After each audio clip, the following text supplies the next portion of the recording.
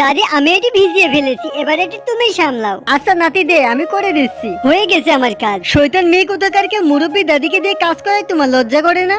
আম্মু দাঁড়াও, আমি দাদির খুশির জন্যই এটা করছি। বাবা কাজ করলে আবার কিভাবে মুরব্বীরা খুশি হয়? দাদি এটা দেখে বলো তো এটা কেমন? কিন্তু নাতি আমি তো এটার কিছুই বুঝি না, তোকে কিভাবে বলবো? আরে দাদি দেখে বলো শুধু সুন্দর হয়েছে কিনা। দাদি এটি আমার কাছে দাও। তুমি দূরে থাকো, আমি দাদির কাছে জিজ্ঞাসা করেছি, এটি দাদিই বলবে। কিন্তু আজকালকার যুগের পোস্টার দাদি দেখে কিভাবে বলবে? তুমি এখান থেকে সরো, তোমার এখানে অন্য কেউ গেম খেলবে। মজা করো না, আমার ওকে হারাতেই হবে। আমি মজা করছি না, আজকে দাদি গেম প্লে করবে। দাদি দেখো এটা দিয়ে কন্ট্রোল করে এবং এটা দিয়ে ফাইট করে, বুঝতে পেরেছো তো? ইয়াস তুমি সরো এখান থেকে। লিলি আমি ওকে অনেক ড্যামেজ করেছি। লিলি তুমি কি পাগল হয়ে গেছো? এই বয়সে ওনাকে কেন এত কষ্ট দাও? একটু দাদির দিকে দেখো, ওনাকে কি দেখে মনে হয় কষ্ট পাচ্ছে? লিলি তুমি আমাকে একটি কথা বলো তো, তুমি তোমার দাদিকে এত জ্বালাও কেন?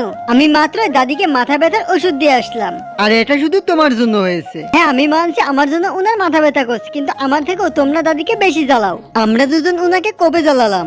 বন্ধুরা নেক্সট পার্ট দেখার জন্য দ্রুত চ্যানেলটিকে সাবস্ক্রাইব করে পার্ট 2 লিখে কমেন্ট করো।